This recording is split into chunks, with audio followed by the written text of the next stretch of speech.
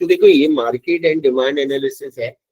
तो अगर हम कोई भी प्रोजेक्ट हाथ में लेते हैं ना, तो सबसे पहले तो हमें क्या करना होता है, डिमांड को फोरकास्ट करना होता है। ये सब तो थियरी है। तो यहाँ पे क्वालिटेटिव मेथड्स है और time series projection quantitative methods भी है। तो ये तो इसका तो थियोरी है, डेल्फी मेथड और ज्यूरी, तो ये तो ठीक है। ये जो टाइम सीरीज में जो फर्स्ट मेथड है वो हमारा रिग्रेशन इक्वेशन वाला ही मेथड है, लीनियर रिलेशनशिप, जिसमें दो वेरिएबल होते हैं y और x, जैसे हमने सीखा था पहले साल में, right, where y is the dependent variable and x was the independent variable. But यहाँ पे खाली क्या डिफरेंस है, y तो हमारा वही रहेगा जो हमें ढूंढना है, यानी सेल्स ढूंढना है या ट्रेंड ढूंढना है कि क्या सेल्स होगा या क्या चीज होगा, प्रोडक्शन कितना होगा, और ए और बी का तो फॉर्मूला है। और टी क्या है यहाँ पे, time period. What is T here, T is here the time period, right. तो अगर हमें प्रोजेक्ट करना है कोई भी ईयर के लिए, चाहे जो भी दिया है, प्रोडक्शन दिया है, सेल्स दिया है और एनीथिंग इज गिवन, तो एक तो ये याद रखना है y t is equal to a plus b t, this is your regression equation. Second, ये दो फॉर्मूला याद रखना है। बी का फॉर्मूला है summation T into Y minus N into T bar Y bar divide by summation T square minus N into T bar square, and A का है Y bar minus B into T bar. तो ये formula के basis पे हम project कर सकते हैं, राइट। अब ये क्वेश्चन है यहाँ पे, ये ईयर दिया है और ये डिमांड दिया है 1000 यूनिट्स में। हमें 2024 का डिमांड फोरकास्ट करना है। ये तो एक्चुअल ईयर्स दिया है और उसका डिमांड है 24 25। हमें कोई भी ईयर का डिमांड फोरकास्ट करना है, तो हम कैसे करेंगे, ये मैं एक्सेल में भी बता देता हूँ। वैसे तो इधर सॉल्व है, कुछ अगर कैलकुलेशन शो करने हैं तो वो मैं एक्सेल में शो कर देता हूँ।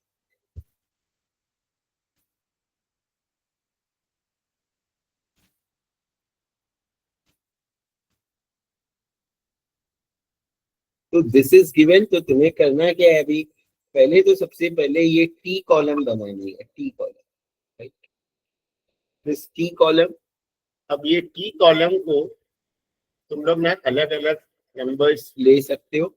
जैसे 0 से 13 लिया है तो तुम लोग 0 से 13 ले सकते हो नंबर। ये तो टाइम पीरियड है, तो ये 0 ईयर, ये फर्स्ट ईयर, ये सेकेंड ईयर, तो ये तो खाली कंटिन्यूअस नंबर भी है, राइट। उसके बाद डिमांड तो क्वेश्चन में दिया ही है तुम्हें, right. Then you have to prepare this column t into y. ये जो ईयर को, क्योंकि हम 2010 अगर लेंगे तो 2010 से मल्टीप्लाई करने में क्या होगा कि नंबर बहुत बड़ा आएगा। तो you have to just write start from the 0 and number all the years in ascending order. 0 से लेके 13 हमने कर लिया। अब डिमांड तो दिया ही था, टी इंटू वाई तुम लोग बना ही सकते हो column. 0 into 10, 1 into 13, 2 into 14, 3 into 17, तो तुम्हें टी वाई मिल जाएगा। देन टी का स्क्वायर, टी का स्क्वायर यानी ये जो कॉलम है 0 से 13 का, इसका स्क्वायर। और ये चारों कॉलम का तुम टोटल ले लोगे। टी का टोटल है 91, वाई का टोटल है 269, टी वाई का टोटल है 1988 और टी स्क्वायर का टोटल है 819। उसके बाद तुम्हें क्या करना है, वाई बार और टी बार ढूंढना है। टी बार और वाई बार क्या है, मीन, वो तो पता है। मीन, मीन का फॉर्मूला क्या है, अगर हमें टी ढूंढना है तो summation t upon n. What is mean, summation t upon n. Summation t is 91 और एन कितना है, यहाँ पे कितने ईयर्स दिए हैं, 14 ईयर्स है। 91 डिवाइड बाय 14 करके देखो 6.5 आ रहा है क्या, ठीक है 6.5। तो ये 13 है, बट ये 13 क्यों आया, बिकॉज हमने 0 से लिया है। The number of years is an, number of years total 14 है। तो मीन तो सबको आता है ना, समेशन टी अपॉन एन लिखोगे तो T bar is 91 upon 14, 6.5। y बार हम निकालेंगे तो summation y upon n 269 upon 14 that is 19.21। तो ये टेबल कैसे बना ये तो क्लियर है, इसमें किसी को कोई डाउट है? तुम्हें ईयर दिया रहेगा, डिमांड, प्रोडक्शन, सेल्स, कोई भी एक दिया रहेगा तो ईयर को हम टी लेंगे और डिमांड प्रोडक्शन जो भी दिया है उसको वाई लेंगे। और ईयर जो भी अगर ऐसे दिया है तो हमें उसको 0 से लेके 13 तक नंबरिंग करना है। जो भी 0 से स्टार्ट करेंगे नंबर करेंगे, ये दो कॉलम बनाएंगे टी वाई और टी स्क्वायर, टी बार और वाई बार हम कैलकुलेट करेंगे। उसके बाद सबसे पहले बी कैलकुलेट करना है। बी के लिए ये फॉर्मूला है summation T Y minus N into T bar Y bar upon summation T square minus N into T bar का स्क्वायर, टी बार का स्क्वायर। इसका मतलब क्या, समेशन टी वाई 1988, तो यहाँ पे वैल्यूज नहीं लिखा है बट हमें पहले बी निकालना है। तो हम क्या करेंगे, पहले न्यूमरेटर में 1988 which is the total of summation T Y minus N is 14 into T bar into Y bar. तो टी बार है 6.5 और वाई बार है 19.21, तो इंटू 6.5 इंटू 19.21। तुम लोगों को एक बार वैल्यू सब्स्टिट्यूट करना है, राइट? वैल्यू सब्स्टिट्यूट करना है, ये तुम्हारा न्यूमरेटर हो जाएगा। देन डिनोमिनेटर में टी का स्क्वायर का टोटल, टी स्क्वायर का total summation T square which is 819 minus n is 14 and t बार का स्क्वायर, तो that is 14 into T bar क्या है 6.5 और 6.5 का स्क्वायर,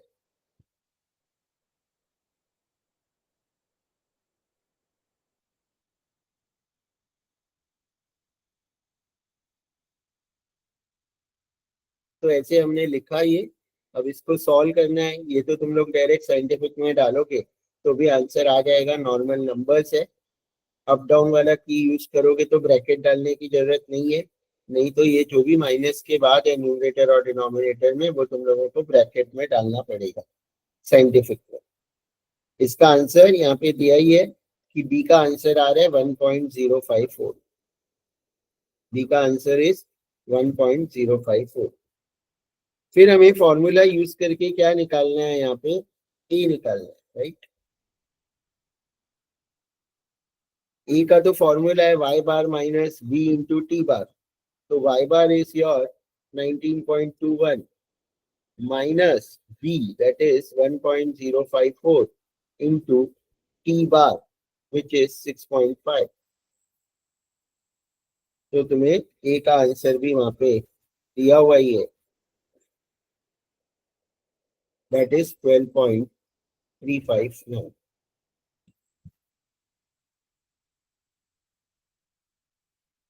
राइट, क्लियर है यहाँ तक कि सबसे पहले हमें क्या करना है, ये टेबल बनाना है, उसके बाद बी और ए ढूंढना है, टेबल बनाने के बाद टोटल लेने के बाद वाई बार टी बार, देन बी और ए, देन रिग्रेशन इक्वेशन हमें लिखना है, रिग्रेशन लाइन।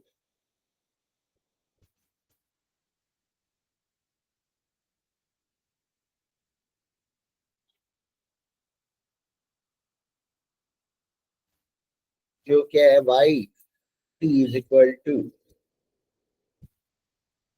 ए प्लस बी टी।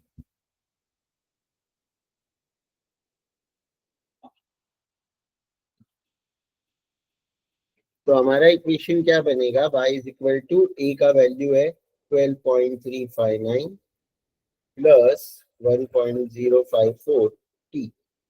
तो एक बार ये इक्वेशन बन गया, अब हम कोई भी ईयर का ढूंढ सकते हैं, कोई भी ईयर का हम ढूंढ सकते हैं। हमें बोला 24 का ढूंढना है, राइट? इन द क्वेश्चन 24 का डिमांड ढूंढना है। तो 23 के लिए टी वॉज 13, तो 24 के लिए टी क्या हो जाएगा, 23 के लिए टी 13 था, तो 24 के लिए टी क्या हो जाएगा, 13 के बाद क्या आएगा 14, राइट? अगर 25 का पूछते हैं लोग तो 23 के लिए हमने टी को 13 लिया है, 24 के लिए 14, 25 के लिए 15, 26 के लिए 16, बट इन लोगों ने 24 का ही पूछा है, तो 24 का टी हो जाएगा 14, राइट। तो for year 2024 your T will be 14। अब हमें ये इक्वेशन में टी की जगह 14 लेना है, तो हमें 24 का डिमांड इन थाउजेंड्स मिल जाएगा, जो वहां पे कैलकुलेट किया ही है, तो हमने 14 लिया, 27.11 thousand. So therefore y is equal to 27.11 thousand. Hundred है कि थाउजेंड, थाउजेंड में दिया, राइट।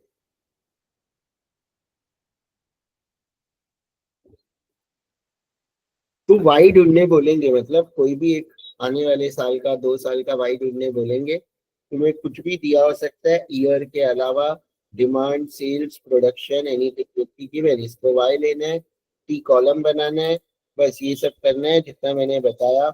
और इस तरह के सब में कुछ भी और न्यू आने का चांस नहीं है। ये linear regression forecasting of demand, production और सेल्स। इसमें किसी को डाउट है? कुछ नहीं समझा? क्लियर है? Any doubt in this? Clear है सबको? शाश्वत, रोहन, श्रुति, ऋषभ, जितेश, निमिषा, प्रथमेश, जयस्नान, आदित्य। तो एक तो ये समझा, कुछ भी डाउट है तो पूछ लो, हाँ? ठीक है। तो ये तो हमारा हो गया है एक सम, जो हो गया रिग्रेशन वाला। इसके बाद तुम लोगों को डिमांड, हम ये भी फोरकास्टिंग का ही है, रिग्रेशन से हमने फोरकास्ट किया 24 का डिमांड। अब ये जो ये मेथड है, ये क्या है? Exponential smoothening method. Forecast are modified in the light of observed errors. Errors भी हम ढूंढेंगे। एमएससी हमने सीखा था, ये पहले के हमने एक प्रीवियस ईयर में सेम 2 में था शायद, है ना? सेम 2 में सीखा था हमने ये, तो एक बार चेक कर लेता हूँ कि सेम 1 में था। सेम 1 में ही था क्या? बीए में नहीं, एंड सेम में। हाँ, ये time series and forecasting file है, सेम 2 में था, जिसमें हमने ये एक्सपोनेंशियल स्मूथनिंग भी किया हुआ था, राइट। ये मैं तुम लोगों के सब में एक्सप्लेन कर दूंगा, ये वाला जो है। तो ये तो फॉर्मूला है कि अगर हमें फोरकास्ट करना है T+1 ईयर का, T+1 यानी हमें 2025 का फोरकास्ट करना है, तो यानी टी क्या हो जाएगा? 2024। तो हमें फोरकास्ट ऑफ टी यानी forecast of 24 plus alpha into E of 2024, ये हमारा फॉर्मूला है। Yes, any doubt? कुछ डाउट है किसी को? क्लियर है ना ये? तो ये फॉर्मूला है जो याद रखना है, where it is the error in the forecast year t. और एरर कैसे आएगा? S T minus F t, and alpha is the value which minimizes the mean squared error. Alpha will be given in the question. और MSC का formula summation s i minus f i whole square upon n. S i क्या है? Actual values, और f i क्या है? Forecasted values, जो हमने आई period के निकाले, राइट। अब यहाँ पे ये क्वेश्चन दिया हुआ है तुम्हें, क्वेश्चन में देखो अल्फा दिया रहेगा 0.2 ईयर, और ये एक्चुअल एस टी दिया हुआ है, राइट। This is given.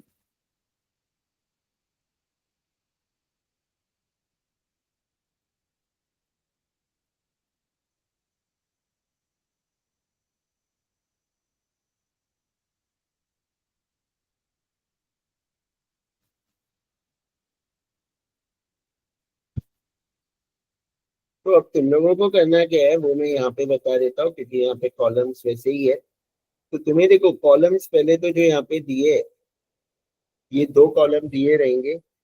तो सबसे पहले तुम्हें फोरकास्ट निकालना है, ये वाला 29 भी क्वेश्चन में दिया हुआ है फोरकास्ट, फर्स्ट वाला तो, राइट। अब तुम्हें बाकी सारे क्या करने हैं, फोरकास्ट निकालने हैं, वो तो दिए नहीं है राइट, तो वो तो हम फॉर्मूला से निकालेंगे राइट। एफ टी का भी फॉर्मूला होता है निकालने का, कि ये क्वेश्चन में दिया रहेगा। एक सेकेंड देखते रहने दो।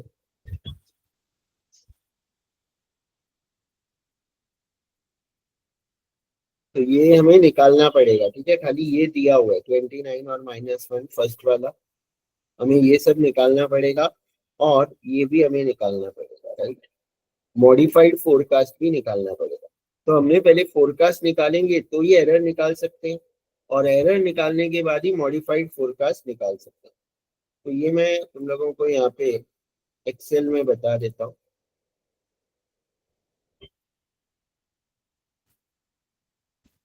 ईयर तो 1 to 11 दिया हुआ है राइट।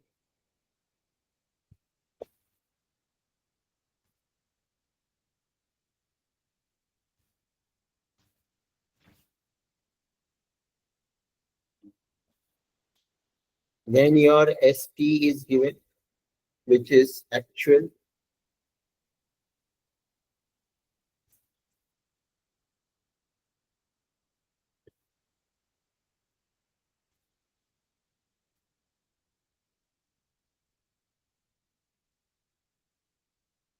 ST 28, 29,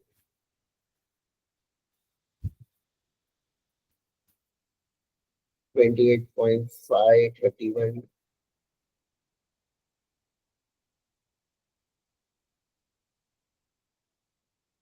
34.2, 32.7, 33.5, 31.8,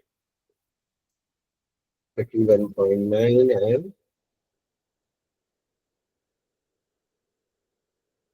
तो ये तो तुम लोगों को दे दिया है राइट।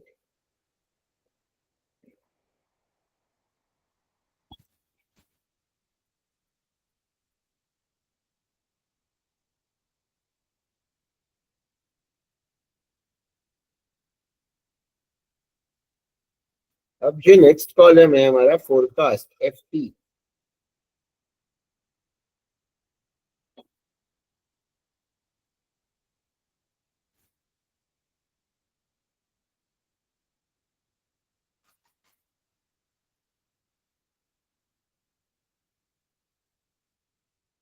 इसमें ये 29 दिया हुआ है राइट। देन हमारा है error, that is E T, and E T क्या है तुम्हारा, S T minus F T, तो that is this minus this, ये तो -1 दे दिया। उसके बाद तुम्हें क्या निकालना है, मॉडिफाइड फोरकास्ट निकालना है, modified forecast.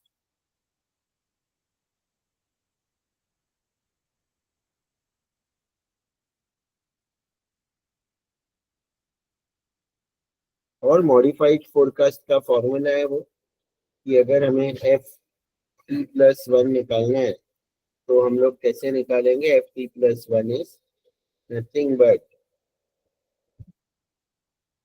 F T plus alpha, मैं अल्फा लिख देता हूँ, इंटू ई टी।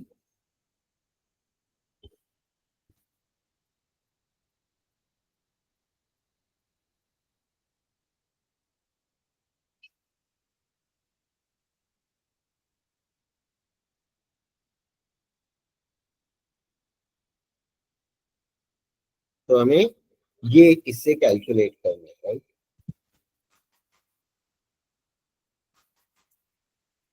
बस ये तीन चीजें तुम्हें बनानी है तो तुम्हारा फोरकास्ट आ जाएगा। अब ये पहले फोरकास्ट कैसे निकालेंगे, वो तो अगर क्वेश्चन में नहीं दिया हुआ है, जैसे हम एज्यूम करते हैं नहीं दिया हुआ है, तो इन्होंने तो यहाँ कैलकुलेट किया हुआ है राइट। तो how will you calculate this, तो एफ टी के लिए अगर देखोगे तो एक ये फॉर्मूला होता है एफ टी के लिए, alpha into y t plus 1 - alpha into f t, जो एक्सपोनेंशियल स्मूथिंग मेथड होता है, और अल्फा ऑलरेडी दिया हुआ है। तो मैं ये फॉर्मूला से निकाल के देखता हूँ, क्योंकि वहां तो कुछ फॉर्मूला लिखा नहीं है।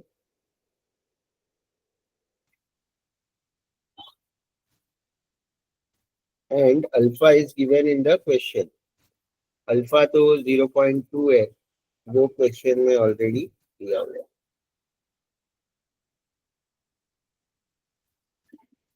तो ये फॉर्मूला से मैं नॉर्मल फोरकास्ट पहले निकाल रहा हूँ, मॉडिफाइड फोरकास्ट के लिए फॉर्मूला अलग है। तो that is alpha into y t plus 1 minus alpha into f T. तो अगर मुझे ये निकालना है तो मैं क्या करूंगा, अल्फा क्या है 0.2 इंटू वाई टी, मतलब ये एस टी को ही वाई टी बोला है। तो अगर मुझे टी प्लस 1 निकालना है तो इससे मैं मल्टीप्लाई करूंगा, प्लस 1 माइनस अल्फा इज 0.8 और इसको मैं इससे मल्टीप्लाई करूंगा। यानी एस टी है, जो प्रीवियस ईयर का एस टी है उसको अल्फा से, और प्रीवियस ईयर का एफ टी को 1 माइनस अल्फा से मल्टीप्लाई करके दोनों को ऐड करेंगे तो हमें ये मिलेगा 28.8। तो तुम्हारे फाइल में भी देख लेते हैं वही दिया है क्या, 28.8 ही दिया है। आगे का भी हम देख लेते हैं इस फॉर्मूला से कैलकुलेट करके कि ये राइट आ रहा है या नहीं आ रहा है। Right, up to 2 decimal places, 1 decimal places, क्योंकि 1 डेसिमल प्लेसेस तक ही लिया है क्या तुम्हारे फाइल में, तो हम 2 डेसिमल प्लेसेस है, तो अप टू 2 डेसिमल प्लेसेस ले देते हैं।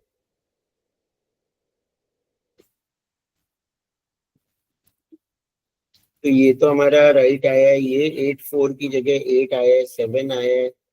अच्छा, तो वो 1 डेसिमल तक ही कंसीडर किया है, 2 डेसिमल तक नहीं किया है, इसीलिए वो ऐसा आ रहा है। राइट, तो हमारा राइट आएगा 29.2, 30.2, 30.7, 31.3 है। 2 डेसिमल तक नहीं लिया है, ये 1 डेसिमल तक लिया है।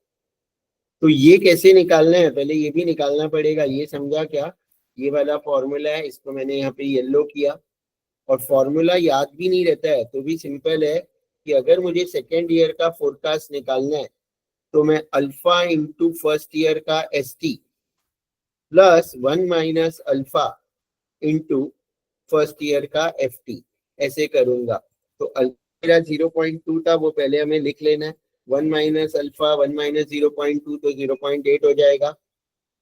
राइट, तो 0.2 इंटू 28 प्लस 0.8 इंटू 29, तो मुझे ये सेकेंड ईयर का एफ टी मिल गया। अब थर्ड ईयर का एफ टी निकालना है तो 0.2 इंटू 29 प्लस 0.8 इंटू 28.8, तो थर्ड ईयर का एफ टी मिल गया। वैसे ही फोर्थ ईयर का निकालेंगे तो थर्ड ईयर के दोनों को अल्फा और 1 माइनस अल्फा से मल्टीप्लाई करेंगे। क्लियर है ये वाला कॉलम की किसी को डाउट है? Clear, okay. अब आगे का तो सिंपल है, एरर तो तुम लोग निकाल ही सकते हो, वो तो सिर्फ S T minus F T.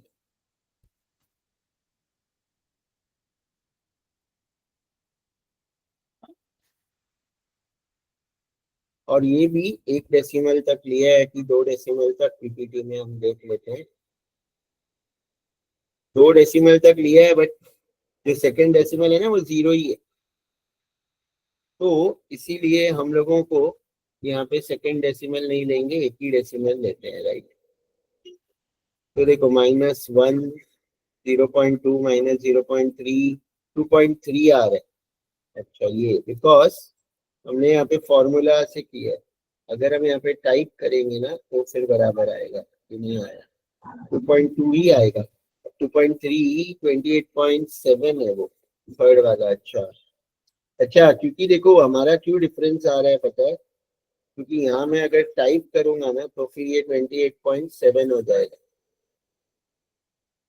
ये देखो, क्योंकि वो एक्सेल है तो मैंने राउंड ऑफ तो किया 1 डेसिमल तक, बट फिगर वहां पे वो पूरा लेगा। जब हम उसको कैलकुलेशन में यूज करेंगे तो हमें दिख रहा है 28.8, बट एक्चुअल में उसके आगे के जो डेसिमल है कैलकुलेशन में वो भी इंक्लूड कर रहा है, इसीलिए वो 28.8 आ रहा था।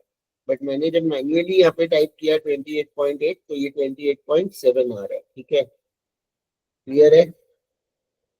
तो इसलिए वो मामूली डिफरेंस है, बट वो डेसिमल का है, एक तक लेना है कि 2 तक, उसकी वजह से वो डिफरेंस है 5, 2.5, 2.8, 5, 2.5, 2.8, 0.5, 0.5, 2.8 एंड 3.2, 0.5, 0.5, 2.8 एंड 3.1 आ रहा है यहाँ पे।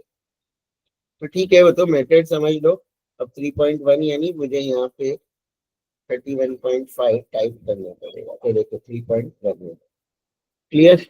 तो ये हमारा एरर हो गया। अब मॉडिफाइड फोरकास्ट का तो फॉर्मूला है, मॉडिफाइड फोरकास्ट का फॉर्मूला है FT। तो FT हमारा कितना है?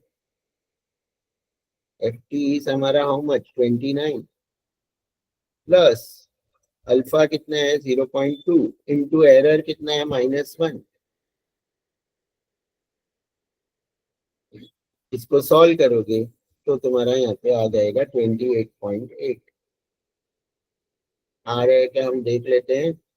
0.2 इंटू -1 तो -0.2 होगा, और 29 -0.2 दैट इज 28.8। ऐसे ही सारे ईयर्स का हमें निकालना है। सेकेंड ईयर का FT है 28.8 प्लस 0.2, और अल्फा कितना है? एरर कितना है? 0.2। तो 0.2 इंटू 0.2 कितना होता है? तो एक कॉलम में बना ही लेता हूँ यहाँ पे। जो मैं क्या बना रहा हूँ, 0.2 जो अल्फा है एंड मल्टीप्लाइड बाय एरर। तो मेरे लिए कैलकुलेशन इजी हो जाएगा। तो हमें क्या करना है, ये जो भी नंबर है इसको FT में ऐड करना है, तो तुम्हारा मॉडिफाइड फोरकास्ट आ जाएगा।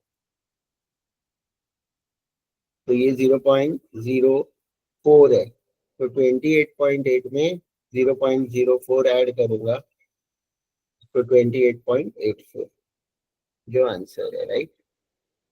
हेलो सर, ये कौन सा लेक्चर है सर? ये मतलब कौन सा चैप्टर है? चैप्टर तो देखो मुझे भी नहीं पता, ये है पैफ का ये वाला PPT है क्योंकि थर्ड। हमें सिर्फ अभी एस्टिमेशन ऑफ कैश फ्लो और कैपिटल बजटिंग सिखाया है, तो वही तो सिखाया है, अभी आपको तुम भेजा है देखो मैंने। कि PPT या सम्स होंगे ना कुछ तो। भेजा भेजा आपको मैंने, ठीक है, ये पर्सनली भेजा। प्लानिंग इम्प्लीमेंटेशन एंड रिव्यू क्या है मालूम नहीं। ये देखो फैक्ट्स ऑफ ये है अभी। अच्छा, पता नहीं, अभी हम लोग को ये पहुंचा नहीं है हम लोग के तो। तो ये ठीक है, कभी समझ देख के नहीं आए। हाँ ये भी सिखा देता हूँ, वो भी आज होगा तो सिखा दूंगा, नहीं तो मैं कल परसों एक लेक्चर रखता हूँ वापस। लेकिन ठीक है। मैं इसमें 5 बजे ही रख सकता हूँ। तो अगर कोई भी 5 बजे अटेंड कर सकता है, 2-3 जन, किसी का वीक ऑफ रहेगा तो हम लोग उस दिन रख सकते हैं, राइट। वो ठीक है मेरे सर। पूछ लूंगा, है ना। सर इनका ही फोर्थ पीपीटी देखोगे ना, उसमें फाइनेंशियल प्रोजेक्शन का सम्स मतलब मेन वही है जो कि मतलब कंफ्यूजन दे रहा है। ठीक है, तो ये वाले सम के बाद बस मैं बता देता हूँ, ये सम हो ही गया। हाँ ठीक है, तो देखो ये समझ गए ना, बस मॉडिफाइड फोरकास्ट ऐसे निकालना है। क्लियर है ना ये तो? यानी इसमें हमें क्या करना है, अल्फा इंटू दिस जो भी है -0.06 तो 28.8 -0.06 तो 28.74, ऐसे बाकी सब आ जाएगा। तो ये क्वेश्चन तो तुम लोगों को समझ गया, ठीक है। और MSc SI minus FI square upon n अगर पूछते हैं, तो ये जो SI माइनस FI है इसका स्क्वायर बनाओगे और उसके टोटल को n से डिवाइड करोगे तो ये भी आ जाएगा। तो ये तुम्हारा यहाँ पे आ गया जो निकाला हुआ है। मूविंग एवरेज तो कुछ भी नहीं है। मूविंग एवरेज में तो अगर 3 ईयर मूविंग एवरेज बोला है तो 3 साल का तुम्हें ऐड करना है, जो हमने सीखा था। मतलब ये 3 नंबर ऐड करके डिवाइड बाई 3, फिर नेक्स्ट 3 नंबर ऐड करके डिवाइड बाई 3। तो 3 ईयर मूविंग एवरेज बोला है तो फर्स्ट 3 तो ब्लैंक आएगा। फोर्थ ईयर में क्या आएगा, 3 नंबर ऐड करके divide by 3, then next 3 add करके डिवाइड बाई 3, नेक्स्ट 3 ऐड करके डिवाइड बाई 3। बस इसमें और कुछ है नहीं। तो हम पहले फोर्थ वाला देख लेते हैं एक बार, ये वाला प्रोजेक्ट अप्रेजल एंड फाइनेंस।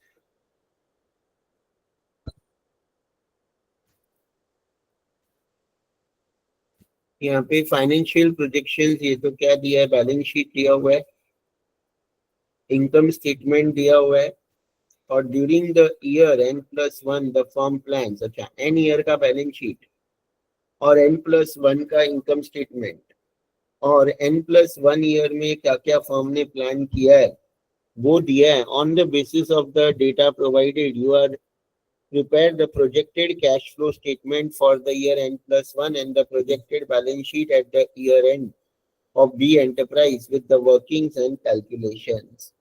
ये वाला समय क्या जो तुम लोग बोल रहे हो प्रोजेक्टेड कैश फ्लो शाश्वत, राइट?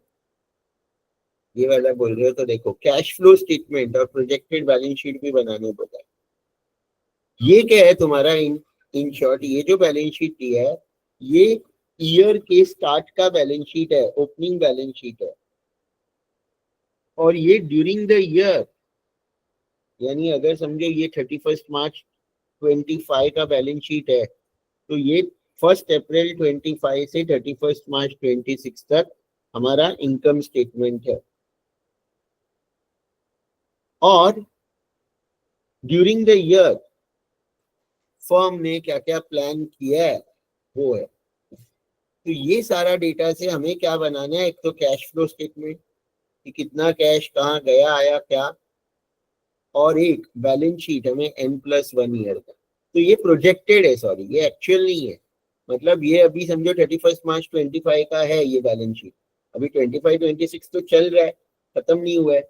हमने ये प्रोजेक्ट किया है कि हमारा इतना सेल्स होगा और इतना इतना हमारा होगा और हम ये साल में ये हम खर्चा करने वाले हैं या यहाँ से पैसा आएगा या ये चीजें हम करने वाले हैं.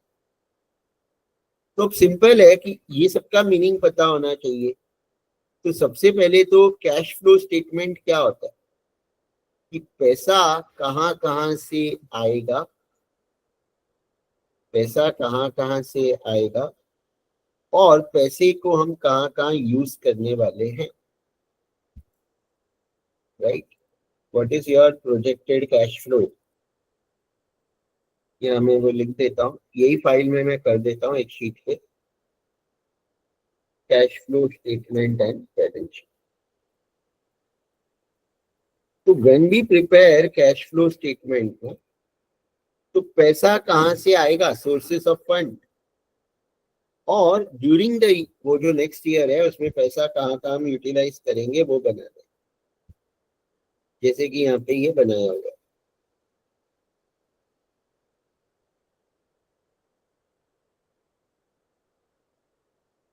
तो इसमें तो ठीक है, ये कॉलम्स है रुपीज लैक्स एंड वर्किंग. तो मैं भी एक बना देता हूँ कॉलम, ये मैं डायरेक्ट बता ही देता हूँ बना के तो ही समझेगा क्योंकि वहाँ ऑलरेडी सॉल्यूशन है. तो प्रोजेक्टेड कैश फ्लो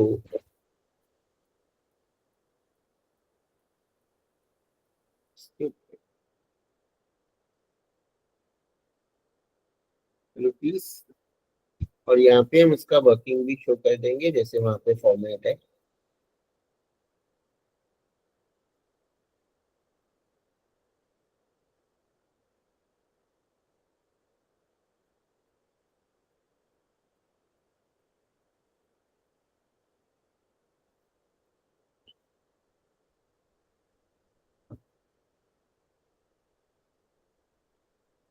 तो देखो सबसे पहले तो हमारा क्या होता है, sources of funds. Cash flow यानी पैसा, तो कहाँ से हमारा पैसा आने वाला है वो हमें सबसे पहले तो बनाना चाहिए. अब अगर तुम यहाँ पे देखोगे ये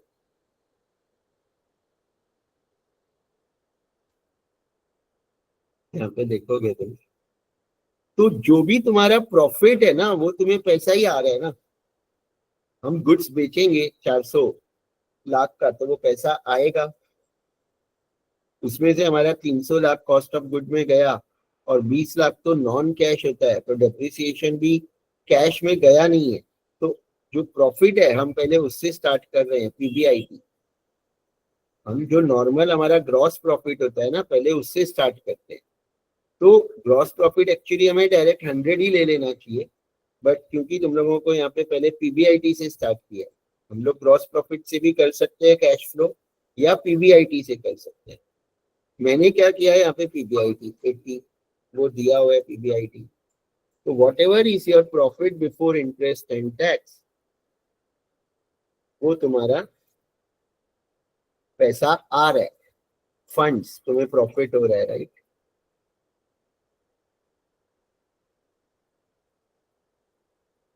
अब ये तो दिया हुआ था, अब इसमें जो भी नॉन कैश एक्सपेंस है वो तुम्हें ऐड करने हैं।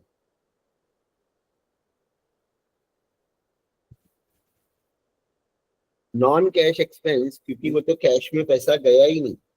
जैसे कि अगर हम ये सब में देखेंगे तो पीबीआईटी हमने ये लाइन से लिया, उसके ऊपर देखना है, नीचे नहीं है, उसके ऊपर नॉन कैश एक्सपेंस क्या है, depreciation, goodwill return of, preliminary expense.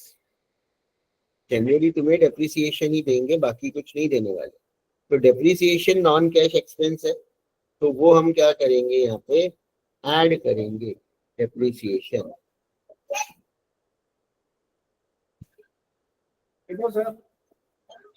तो डेप्रिसिएशन ऐड किया हमने, तो हमारा कितना हो जाएगा, ये तो हमारा हो गया कि फंड 80 और 20 100 हो गया। अब और कहाँ से पैसा आने वाला है, देखो, रेस है सिक्योर्ड लोन, हम लोन लेने वाले हैं, ये तो प्रीवियस लोन हम लोग पे करेंगे। इंक्रीज अनसिक्योर्ड लोन, तो ये 20 भी आएगा, ये 10 भी आएगा, हम लोन ले रहे हैं। तो पैसा कहाँ से आएगा वो याद रखना है। तो increase in secured loan, loan लेंगे तो पैसा आएगा, इंक्रीज इन अनसिक्योर्ड लोन, वो भी पैसा आएगा, है ना, राइट। अब यहाँ पे लेकिन क्या लिखा है कि सिक्योर्ड लोन 20 ले रहे हैं और 5 वापस पे कर रहे हैं प्रीवियस लोन। तो या तो 20 तुम सोर्सेस में लो और 5 यूटिलाइजेशन में लो। बट जब अगर पे भी कर रहे हैं हम, कि हम कुछ ले रहे हैं और कुछ पे कर रहे हैं, तो हमें क्या करना चाहिए, डायरेक्टली डिफरेंस ले लेना चाहिए। क्या करना चाहिए, डायरेक्टली डिफरेंस ले लेना चाहिए, ठीक है ना। तो 20 हम ले रहे हैं और 5 रिटर्न कर रहे हैं, तो जो भी इंक्रीज है, इंक्रीज इन सिक्योर्ड लोन या इंक्रीज इन अनसिक्योर्ड लोन, वो हम ऐड करेंगे। तो वो कैसे आएगा यहाँ पे, ऑब्वियसली वो 20 हमने लोन लिया और 5 माइनस, तो 20 माइनस 5 15। वैसे ही हमें ऐड करना है इंक्रीज इन अनसिक्योर्ड लोन जो दिया हुआ है। तो कोई भी लोन लेंगे तो ऐड करना है, और लोन रीपे करेंगे तो माइनस करना है। ऐसे तुम अलग अलग लाइन में भी कर सकते हो। तो increase in unsecured loan is 10। Capital race करेंगे, अगर क्वेश्चन में दिया है कि हमने शेयर कैपिटल, नया शेयर इश्यू किया, तो वो भी ऐड होगा, क्योंकि वो भी पैसा आएगा हमारा। पैसा कहाँ कहाँ से आएगा, जो प्रॉफिट है वो, उसमें नॉन कैश एक्सपेंस ऐड करो, लोन लेंगे, शेयर कैपिटल रेस करेंगे, राइट। तो that is our fund, sources of fund जो यहाँ पे दिया है। तो इसका टोटल हमारा आ जाएगा 125। तो ये तो सोर्सेस हो गया। अब इसको हम कहाँ यूटिलाइज करेंगे, ये हमने कहाँ यूटिलाइज किया,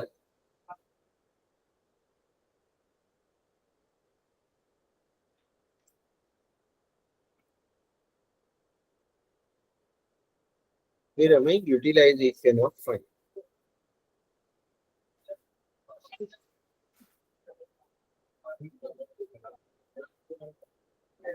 जो भी तुम्हें पहले समझ में आता है डायरेक्टली कि मुझे कहाँ कहाँ पैसा जाएगा, अगर इसमें देखोगे तो तुम लोग बताओ, इसमें से कहाँ कहाँ पैसा जाएगा तुम्हारा। फिक्स्ड एसेट्स खरीदोगे तो जाएगा पैसा कि नहीं, हाँ, फिक्स्ड एसेट्स खरीदने पे पैसा जाता है। और कोई भी करंट एसेट्स इंक्रीज होगा, कोई भी एसेट इंक्रीज हो रहा है मतलब पैसा जा रहा है। तो इंक्रीज इन्वेंट्री, स्टॉक खरीदने में भी पैसा जाएगा। रिसीवेबल यानी डेटर्स इंक्रीज हो रहा है तो वो भी पैसा जाएगा। डिविडेंड पे करोगे तो वो भी पैसा जाएगा। तो यहाँ पे कैपिटल एक्सपेंडिचर यानी इंक्रीज इन फिक्स्ड एसेट। फिर working capital, increase in working capital क्या होता है करंट एसेट्स इंक्रीज जो भी होगा, करंट एसेट्स और करंट लायबिलिटी पता है ना, करंट एसेट्स यानी यहाँ पे दिया ही है कैश, रिसीवेबल, इन्वेंट्री, कैश को तो छोड़ दो, तो रिसीवेबल इन्वेंट्री ऐड होगा, वो increase in current assets minus increase in current liability if any. तो सबसे पहले हमें अभी क्या करना है यूटिलाइजेशन में, सबसे पहले कैपिटल एक्सपेंडिचर। कैपिटल एक्सपेंडिचर क्या होता है हमारा, कोई भी फिक्स्ड एसेट्स खरीदा वो वाला खर्चा, मशीन खरीदा, बिल्डिंग खरीदा, कुछ भी, कंप्यूटर, कार, एनीथिंग, तो purchase of fixed assets capital expenditure में लेना है तुम्हें, एक साथ ही लेना है, मतलब मशीन भी खरीदा और कार भी खरीदा तो दोनों यहाँ पे शो करके टोटल ही लेना है। हमें यहाँ पे दिया है एक्वायर्ड फिक्स्ड एसेट्स 30, तो हमने वो ले लिया 30। फिर ये क्या है, increase in working capital,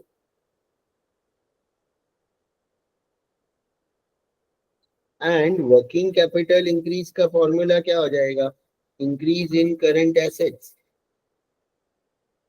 minus increase in current liability. Yes sir ये एक बार इंक्रीज इन सिक्योर्ड लोन वापस समझा सकते हो आप? Increase in secured loan, yes, यहाँ पे तो दिया है कि हमने सिक्योर्ड लोन रेस करेंगे 20 लाख और प्रीवियस लोन पे करेंगे 5 लाख। ओके तो ओके 20 ले रहे हैं और 5 वापस दे रहे हैं, तो हमारा लोन 15 से इंक्रीज होएगा, यस समझा।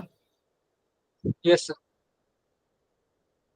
वैसे ही करंट लायबिलिटीज और प्रोविजन अनचेंज्ड है, लेकिन करंट एसेट्स में इन्वेंट्री 10 से इंक्रीज हो रहा है और रिसीवेबल भी 15 से इंक्रीज हो रहा है।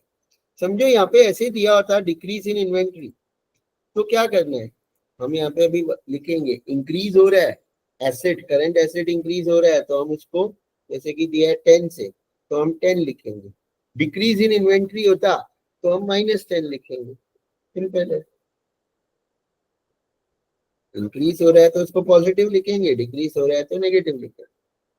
तो हम ब्रैकेट में पहले इंक्रीज इन करंट एसेट्स, तो इन्वेंट्री 10 से हो रहा है, रिसीवेबल 15 से हो रहा है, तो 10 + 15, ये तो करंट एसेट्स इंक्रीज हो गया, और डिक्रीज हो रहा है करंट एसेट तो हम माइनस करेंगे, फिर माइनस साइन डालना है, और फिर ब्रैकेट में इंक्रीज इन करंट लायबिलिटी। तो उसके लिए भी रूल वही है कि करंट लायबिलिटी डिक्रीज हो रहा है तो माइनस लिखोगे, और बाहर भी एक माइनस है तो माइनस माइनस प्लस हो जाएगा, इसलिए मैंने ब्रैकेट में लिखने बोला। बट इस क्वेश्चन में करंट लायबिलिटी अनचेंज्ड है, तो अनचेंज्ड है तो हमने 0। तो इंक्रीज इन वर्किंग कैपिटल 25, ये भी क्लियर है, ये भी क्लियर है ना। डिविडेंड भी हमें करना ही है, डिविडेंड। उसके अलावा देखो हमने यहाँ पीबीआईटी से लिया, क्योंकि सोर्सेस ऑफ फंड में हम पीबीआईटी से लेते हैं। उसके बाद पीबीआईटी के नीचे कोई भी ऐसे खर्चे हैं जो हम पे करने वाले हैं, तो वो भी यूटिलाइजेशन में लेना होता है। तो यहाँ पे ऑब्वियसली इंटरेस्ट है, वो तो पे करना होता है, तो इंटरेस्ट लोगे, टैक्स लोगे, डिविडेंड दोगे। इंटरेस्ट, टैक्स, डिविडेंड ये सब हमें पे करना पड़ेगा, तो वो भी तुम्हें देना है, जैसे यहाँ पे लिया है interest, tax and dividend which is given,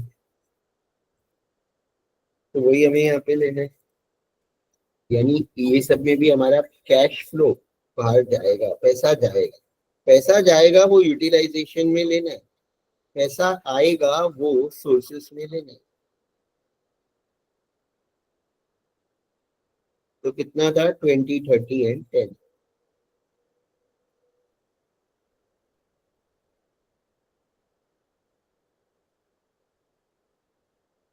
twenty was the interest, 30 was tax and 10 was the dividend, यहाँ भी दिए। अब हमारे पास ऑलरेडी 20 था, 20 तो हमारे पास कैश था ना ऑलरेडी, राइट।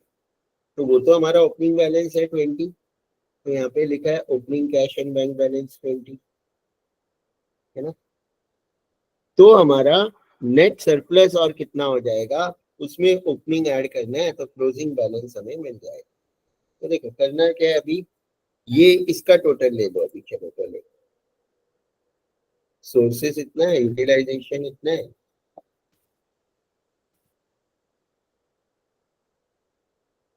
तो ये हमारा हो गया समझो ए, ये हो गया बी,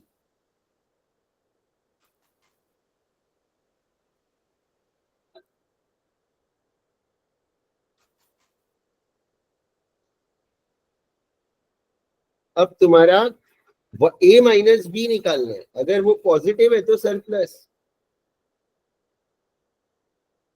या डेफिसिट, नेगेटिव है तो डेफिसिट। तो ए माइनस बी हमने निकाला यहाँ पे, दैट इज 125 माइनस 115 तो 10। अब इसमें ऐड ओपनिंग कैश बैलेंस,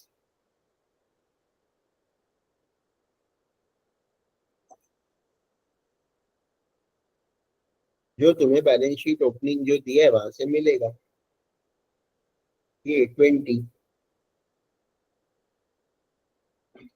तो इन दोनों का टोटल दैट इज 30, ये तुम्हारा हो जाएगा क्लोजिंग कैश बैलेंस।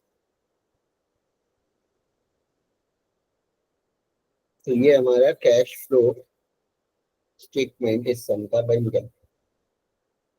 इसमें किसी को कुछ डाउट है, कोई क्वेश्चन है कि क्लियर है? क्लियर है क्या Aditya, Jasna, Ditesh, Namisha, Rishabh? Yes Rishabh, doubt? Sir आपके पास ऐसे कोई एक्स्ट्रा सम्स है मतलब? मुझे देखने पड़ेंगे, पैप के कुछ भी नोट्स तो है ही नहीं मेरे पास। अब ये काम मुझे सीए के फाइल्स में देखने पड़ेंगे, ये कोई सब्जेक्ट में होंगे। तो वही प्रॉब्लम है पैप का, लास्ट ईयर भी, क्योंकि एक स्टूडेंट ने ऐसे पीपीटी भेजा था, बोले पढ़ा दो, बट वो मुझे तो कुछ समझा ही नहीं, सम ही नहीं थे उन लोगों के पास, ऐसे एक एक सम ही सिखाया था। 5 पेपर भी इसको तो मिले नहीं थे तब, क्योंकि उसने तो 1-2 दिन पहले ही पूछा था। तो तुम लोग देखो, मैं भी सर्च करता हूँ, क्योंकि इसमें तो एक एक सम है राइट। अब तुम हाँ। लोगों को और सम करवाए नहीं है, अगर खाली एक एक ही करवाया है तो उसके बेसिस पे अब मैं जो जैसे बता रहा हूँ कि करंट एसेट्स इंक्रीज होगा तो क्या करना है, डिक्रीज होगा तो वैसे ही याद रखना पड़ेगा, बट ओके। टफ वाला नहीं देंगे राइट तुम्हें। मैं देखता हूँ सीए के कोई कौन से सब्जेक्ट में हो सकता है, सीए के सब्जेक्ट्स की बुक्स है मेरे पास, उसमें मैं एक बार रेफर करता हूँ, तो वो ऑनलाइन मिल जाएगा पीडीएफ, अगर उसके किसी में होगा तो we can do that right. Okay. तो ये तो हमारा हो गया, कैश फ्लो स्टेटमेंट तो बन गया। अब बैलेंस शीट बनाना है हमें, बैलेंस शीट पूरा। तो बैलेंस शीट का देखो यहाँ पे इन लोगों ने तो ऐसे फॉर्मेट में बनाया है क्योंकि वर्किंग भी शो किया। विदाउट वर्किंग तुम ऐसे फॉर्मेट में भी बना सकते हो, कैसा सिखाया है, वर्किंग अलग से शो करो और ऐसा बनाओ फॉर्मेट, या ऐसे ही फॉर्मेट बता दो जो इन लोग ने बनाया है। हाँ, ऐसा वाला फॉर्मेट बताऊं कि तो ऐसे वाला या ऐसे वाला, इससे कुछ भी देखो फर्क नहीं पड़ेगा, वो तो हमारा आ जाएगा। तो मैं पहले ये कॉपी हो रहा है क्या पहले,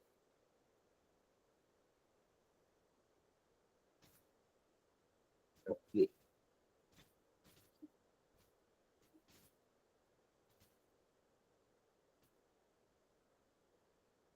हम जो बैलेंस शीट में यहाँ पे कॉपी कर देता हूँ।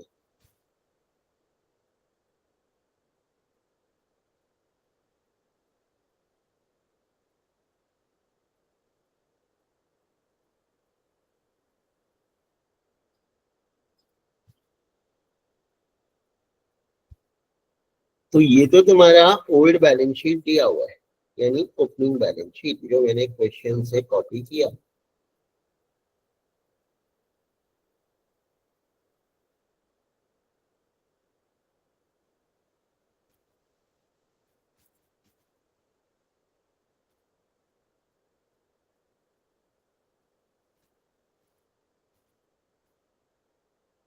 अब हमें क्लोजिंग बैलेंस शीट बनाना, तो वो मैं यहाँ पे बनाता हूँ नीचे, और उसका वर्किंग मैं यहाँ लेफ्ट में शो कर दूंगा। अब हमें क्लोजिंग बैलेंस शीट बनाने को है।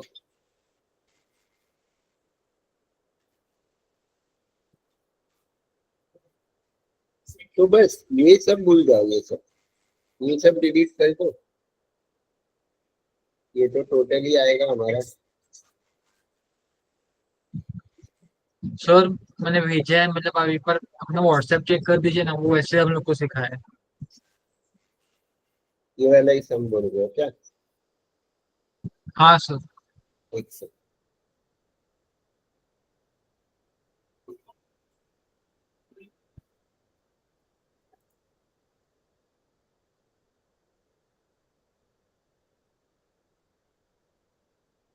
मेरी प्रॉब्लम क्या है, देखो सेम 3 का एक लेक्चर होता है डेली, जो पेड वाला है, ये अभी है मेरा 9:15 से एफएस से।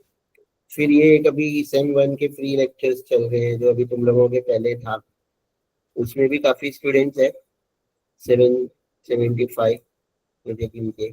तो 2 लेक्चर तो मेरे शाम को वही होते हैं, तो 7 to 8:39 और फिर 9:30 to 11:30। इसलिए अगर मुझे पैफ या ये सब जो रखने हैं ना, ये लेक्चर मैं उसके पहले ही लेना पड़ेगा। अच्छा, मतलब ये कंपनीज वाले फॉर्मेट में बनाना है, हाँ सर। फॉर्मेट में बोला बैलेंस शीट बनाना। ठीक है, तो ये कंपनीज फॉर्मेट तो तुम लोगों को सबको पता ही होगा। कंपनीज फॉर्मेट तो वो जो हमने ईयर 1 में इसलिए सीखा, वो भी काम आ रहा है यहाँ पे, है ना। वो तो हमने बहुत बार सीखा था ना, कंपनी फाइनल अकाउंट्स। अब मैं क्या कर रहा हूँ, जो फॉर्मेट है वो यहाँ पे भी पेस्ट कर दे रहा हूँ, जो तुमने इमेज भेजा है, और मैं उसमें ही सॉल्व कर देता हूँ।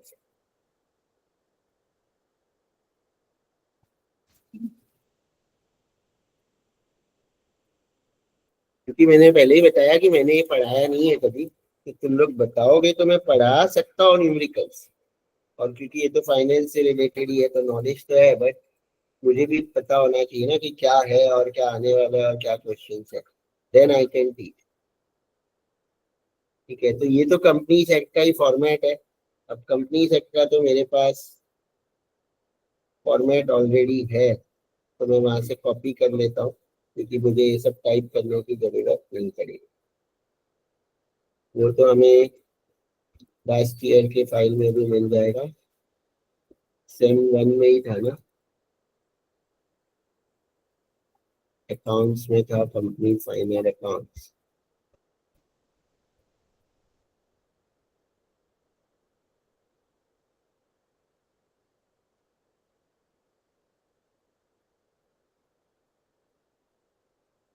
तो ये बैलेंस शीट का फॉर्मेट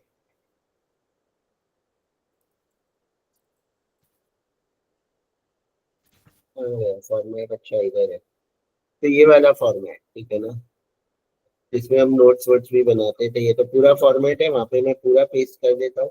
बट जो आइटम होती है तुम लोगों को वही लिखना होता है, राइट। बट एक बार मैं, जिसको नहीं पता है, तो रेफरेंस के लिए मैं ये पूरा फॉर्मेट ही यहाँ पे पेस्ट कर देता हूँ, right? तो ये तो हमारा फॉर्मेट है, ये मेन हेडिंग है, share holders fund.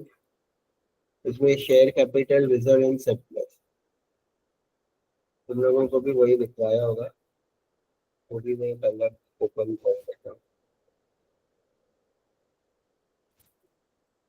Share capital and reserve and surplus, ठीक है।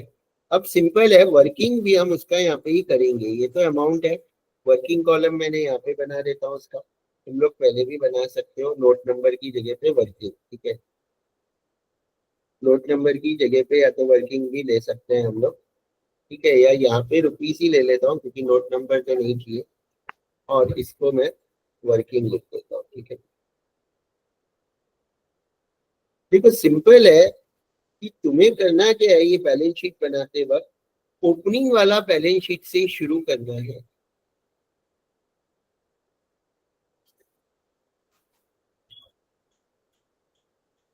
शेयर कैपिटल, अच्छा ये तो मैंने, ये तो क्लोजिंग है, सॉरी क्लोजिंग, क्योंकि वो फॉर्मेट कोई नहीं बनाना है, तो ये मैंने कॉपी कर दिया। तो देखो शेयर कैपिटल 100 था, तो ऑब्वियसली 100 तो हमें लेना ही पड़ेगा।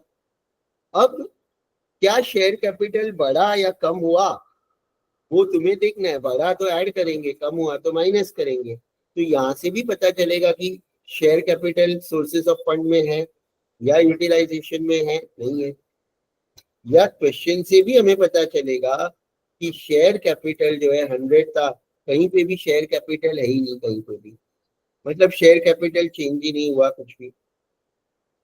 शेयर इशू करेंगे तो बढ़ेगा, अगर इशू ऑफ शेयर्स दिया है तो हम ऐड करेंगे, और बायबैक या रिडम्पशन ऑफ शेयर्स दिया है तो वो माइनस करेंगे, कहीं पे भी दिया है तो। और इशू दिया है तो वो सोर्सेस में लेंगे कैश फ्लो में, बायबैक या रिडम्पशन दिया है तो वो यूटिलाइजेशन में लेंगे। तो ये भी मैंने बता दिया। शेयर कैपिटल से रिलेटेड दो ही पॉसिबिलिटी दे सकते हैं, आइदर इशू, आइदर बायबैक और रिडम्पशन। इशू कैश फ्लो में सोर्सेस में आएगा, बायबैक और रिडम्पशन यूटिलाइजेशन में आएगा। और बैलेंस शीट बनाते वक्त जो ओपनिंग शेयर कैपिटल है इशू किया है तो ऐड करना है, और अगर बायबैक या रिडम्पशन किया है तो माइनस करना है। तो यहाँ पे कुछ भी नहीं है, तो हमारा 100 नथिंग, तो ये 100 ही रहेगा, राइट।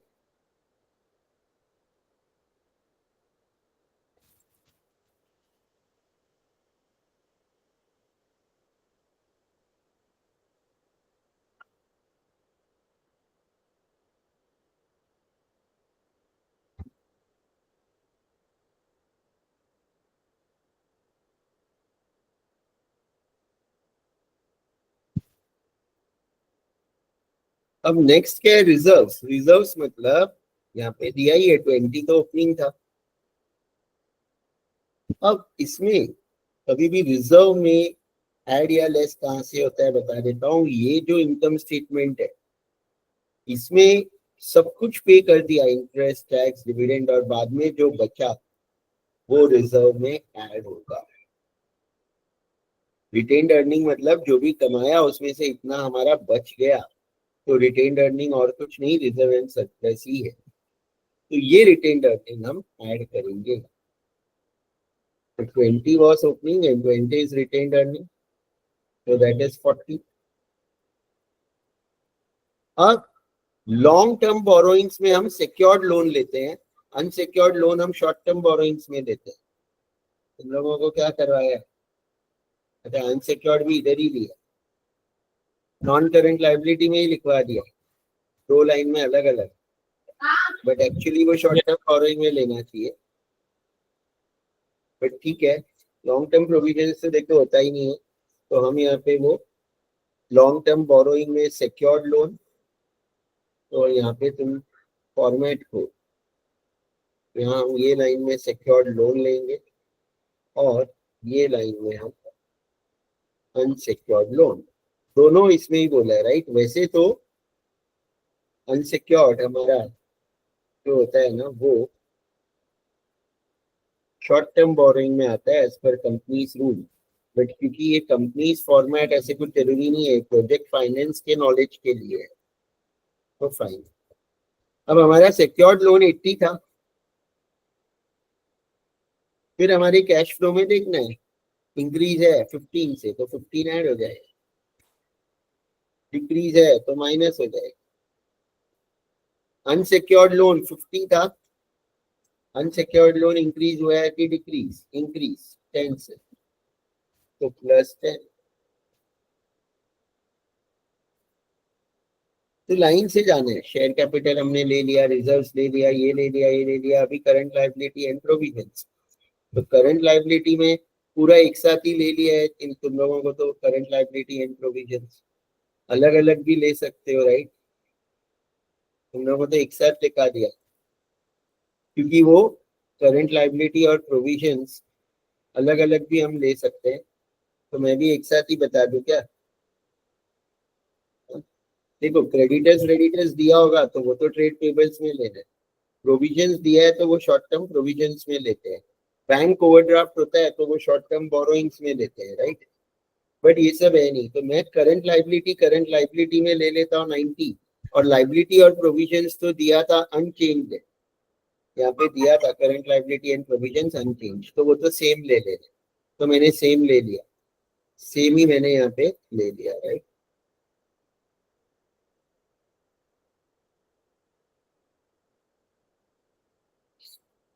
क्लियर है ना। और ये तो हमारा टोटल है, तो टोटल तो तुम्हारा इसका आ जाएगा लाइबिलिटी साइड पे। और बैलेंस शीट है तो ऑब्वियसली टैली होना चाहिए, तो तुम लोग कुछ मिस्टेक भी करोगे तो पता चल जाएगा, बट ऐसा है कि कम से कम जितने आइटम राइट लिए उतने का तो मार्क्स मिलेगा, राइट। तो ये तो हमारा 405 आ गया। अब हम एसेट साइड पे जाते हैं, यहाँ पे बैलेंस शीट में फिक्स्ड एसेट्स 180 दिया है, तो फिक्स्ड एसेट्स यानी यही प्रॉपर्टी प्लांट एंड इक्विपमेंट, इसको फिक्स्ड एसेट्स भी लिख सकते हो। टेंजिबल इंटेंजिबल अलग अलग है नहीं, तो इसके सामने वो 180 है, तो मैं यहाँ लिख देता हूँ, ये दो लाइन में डिलीट कर देता हूँ।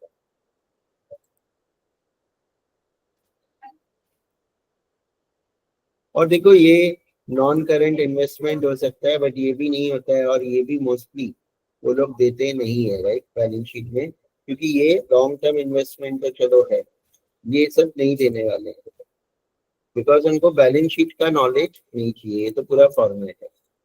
तो यहाँ मैं फिक्स्ड एसेट्स लिख लेता हूँ। अब फिक्स्ड एसेट्स हमारा कितना था, 180 था, और अब हमने खरीदा या बेचा वो यहाँ से पता चलता है।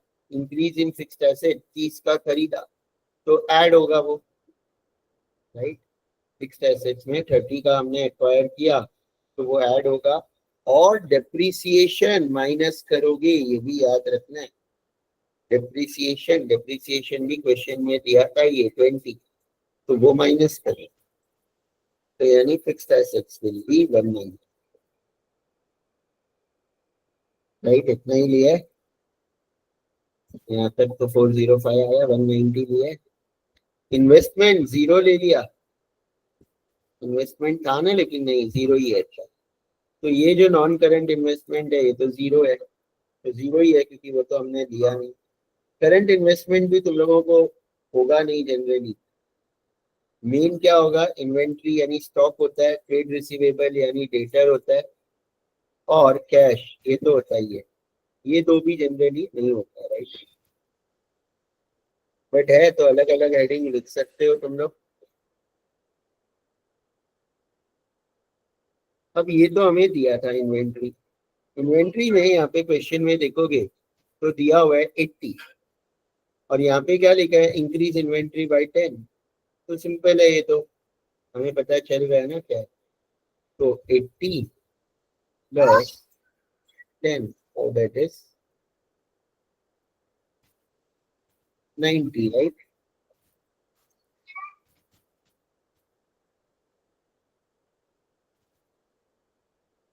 देन डेटर्स कितना था, 80 था, और नीचे दिया इंक्रीज बाय 15। डेटर्स यानी ये रिसीवेबल 80 एंड इंक्रीज बाय 15, तो ईयर 80 प्लस 15 95। और कैश बैलेंस हम ये जो इससे निकालेंगे ये लेना है, क्लोजिंग कैश बैलेंस इज 30। तो from above, from cash flow statement, अब इसका टोटल और इसका टोटल टैली होना चाहिए, अगर तुमने सब बराबर लिया है तो टैली हो रहा है। तो ये वाला समझा क्या क्वेश्चन तुम लोगों को, इसमें किसी को कुछ नहीं समझा, कुछ डाउट है तो पूछ सकते हो तुम लोग। और ये वाला क्वेश्चन मैं वहाँ पे पेस्ट भी कर देता हूँ कि कोई पीपीटी कहाँ से ढूंढेगा तो।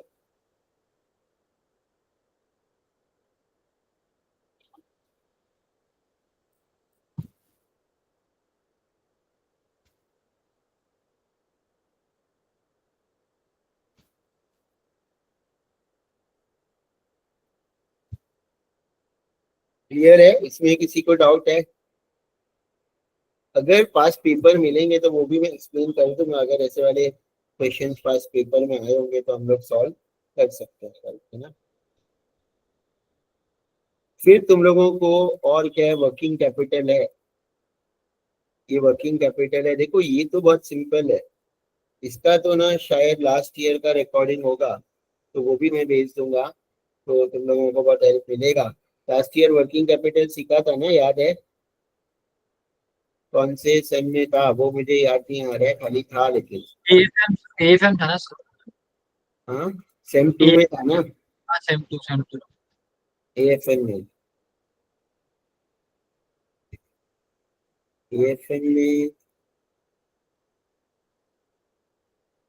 हाँ ये रहा, एएफएन में after mid sem working capital थे। तो यहाँ पे सेम वैसा ही सम है ये कॉस्ट शीट बनाते हैं, फिर पीरियड दिया है, राइट, यूनिट्स दिया है। तो ये देखो शायद तो मेरे पास रिकॉर्डिंग होगा, मैं वो यूट्यूब पे अपलोड कर देता हूँ, तुम लोग शायद फिर देख लो लास्ट ईयर का वर्किंग कैपिटल के recordings. Sem two, sem two का भी नहीं है। हाँ ये रहा sem to,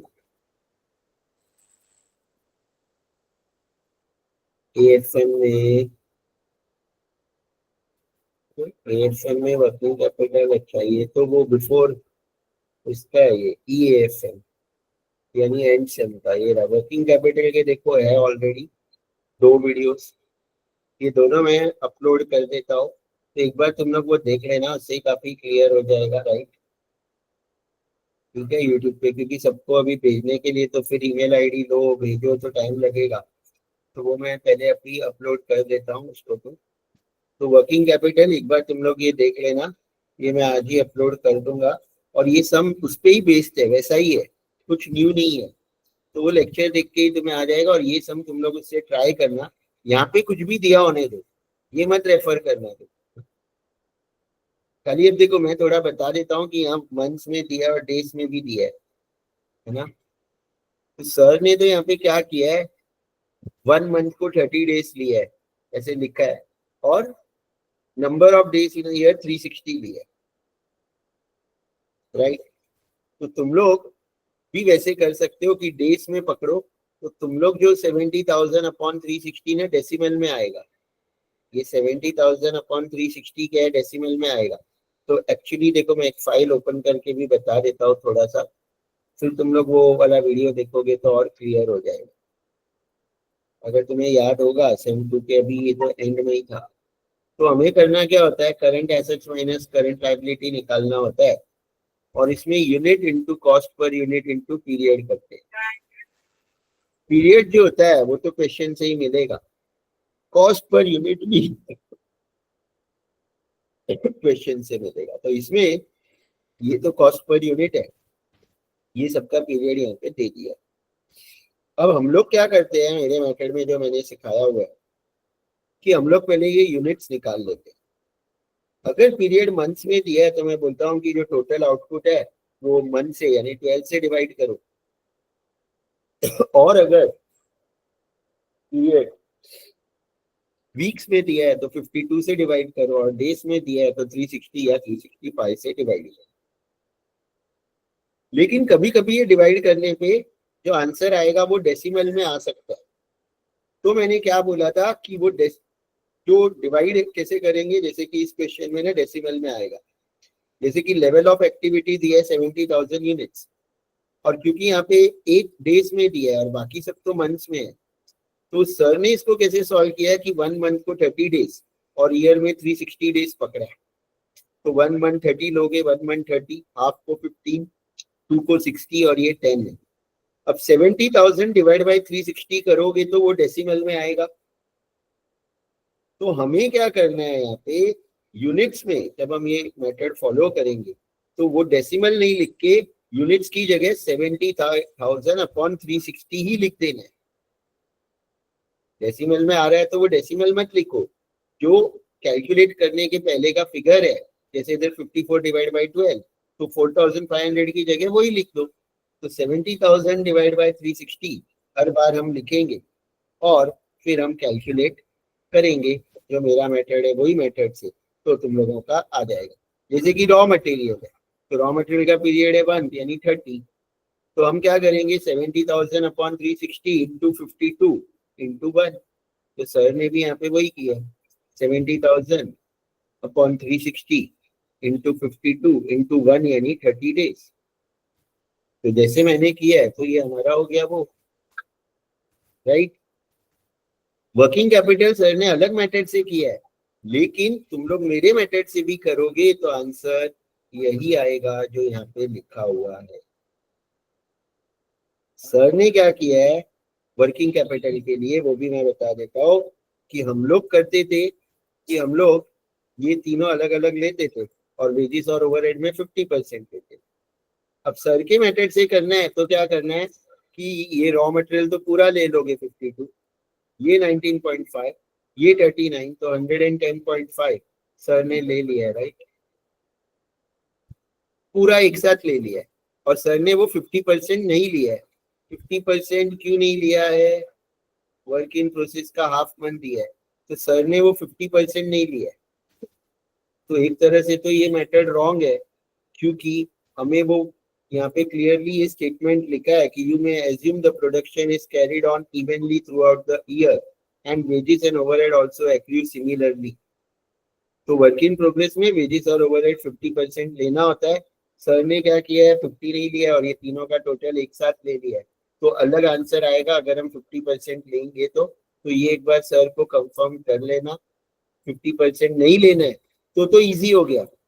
work in process हम किस पे निकालेंगे? टोटल कॉस्ट पे डायरेक्ट। हम अलग अलग क्यों निकालते हैं? क्योंकि वेजेस और ओवरहेड पे 50% लेना होता है बाय डिफॉल्ट। जब भी ये स्टेटमेंट लिखा होता है इवनली थ्रू आउट तो वेजेस और ओवरहेड 50% लेना होता है, बट इस क्वेश्चन में नहीं लिया है, ठीक है ना। तो 50% लेने से आंसर अलग आएगा, ये भी समझा। फिनिश गुड्स है, फिनिश गुड्स हम हमेशा टोटल कॉस्ट पे वैल्यू करते हैं।